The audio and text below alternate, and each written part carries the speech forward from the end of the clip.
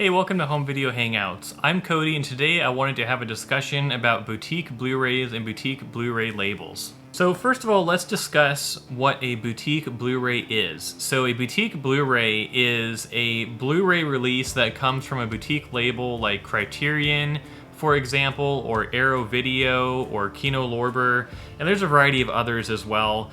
But these are different services or companies where they may have a streaming service. Like, for example, I think Criterion has a streaming service, but also they do a lot of physical media releases where they take films that maybe either didn't initially get a physical media release or didn't get a very good one, and they work hard on trying to get the original camera negatives, doing restorations on these films, and then putting out a high quality release geared towards collectors with awesome cover art, lots of special features and bonuses, and they typically will include a lot of times something like a poster or a booklet with the physical media release as well, so you have something else to add to your collection instead of just the films themselves. And these companies a lot of times have deals with the major studios to where they can take on the release of some movies that wouldn't have gotten released otherwise by the major studios. And so it's a really unique thing for collectors where they get to have these kind of specialized releases that not everyone can just watch on a typical streaming service like Netflix. And it really kind of adds to the physical media collecting experience when you can add these in to your collection. And some collectors only buy these. They don't even get typical standard releases of movies. They prefer to only get these, and I can kind of understand that, but I just have a few of them for movies I really care about. But I wanted to just overall discuss in this video whether boutique Blu-rays are worth it in terms of whether they're worth collecting based on some of the pros and cons. So let's dive into it a little further. So first of all, some of the positives. For one, as I already mentioned, these typically include a lot of extras and bonuses. Biggest thing you'll notice with these boutique Blu-ray releases is there will be a lot of special features. That could be, in some cases, just interviews with people involved with producing or creating the film, or it could also be something like they're including physical bonuses like a poster, or maybe they're including a booklet that has a lot of information about the film or pictures from the film. Occasionally you'll see something like art cards included, or like little postcards that have pictures from the movie.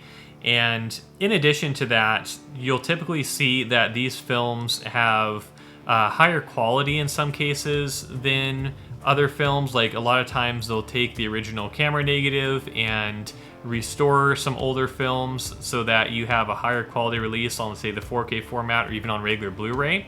And then that allows you to have a whole new appreciation for some of these really old films, as it's very common that boutique Blu-ray labels will go after films that were created many years ago, say from 1950s or 60s or something like that. And a lot of times films back then were actually filmed on film, and it's different than how things are produced digitally today. And when you actually take those original camera negatives and restore them, it makes for a really great 4K experience compared to some of the modern things that were done digitally. And so it's something that the average person just watching movies may not be into as much as collectors are, but for collectors this is a really special experience. And also, these films will typically have kind of exclusive packaging. Maybe they'll come in like a bigger box that has the bonuses in it, and they have some special cover art to them. And so this is almost in some ways kind of like how some people like to collect steelbooks. The boutique labels don't always do steelbooks as much, but they'll do these just kind of specialized releases where they're including a lot of extras or different art.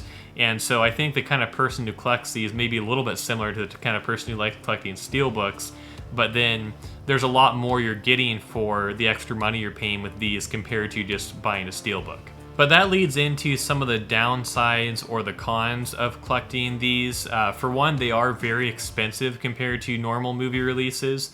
Just to give you some examples, so a lot of times if I were to pick up on the used market, a used 4K, I'm not paying more than $10, $11, $12 for a 4K.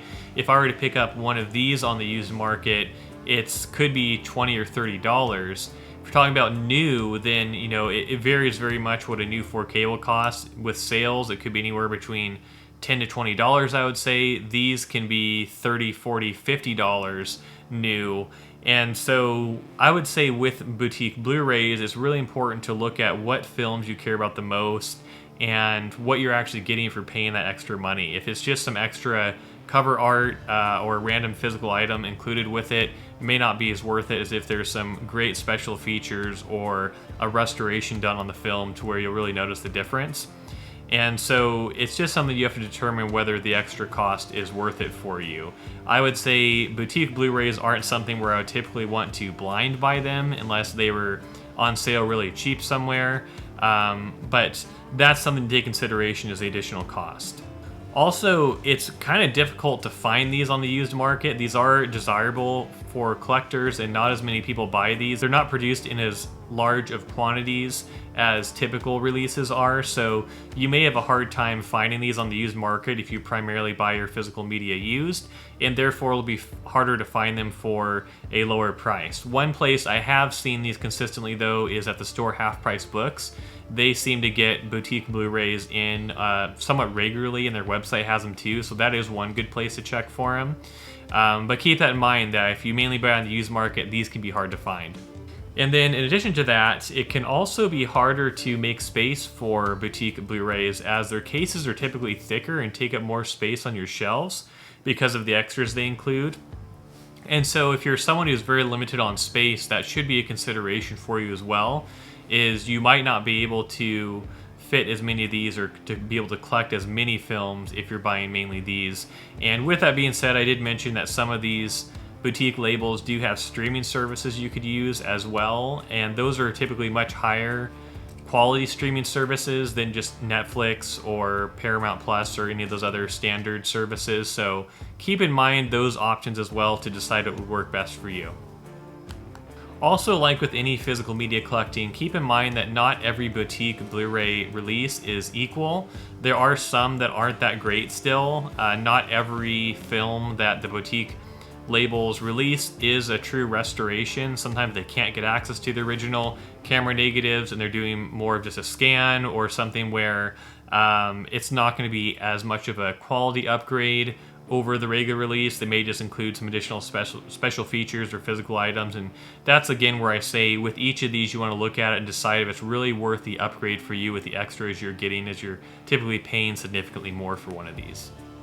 And if you haven't already, hit the like and subscribe buttons down below to stay updated on the latest videos I have releasing, because I enjoy sharing these with you in the community.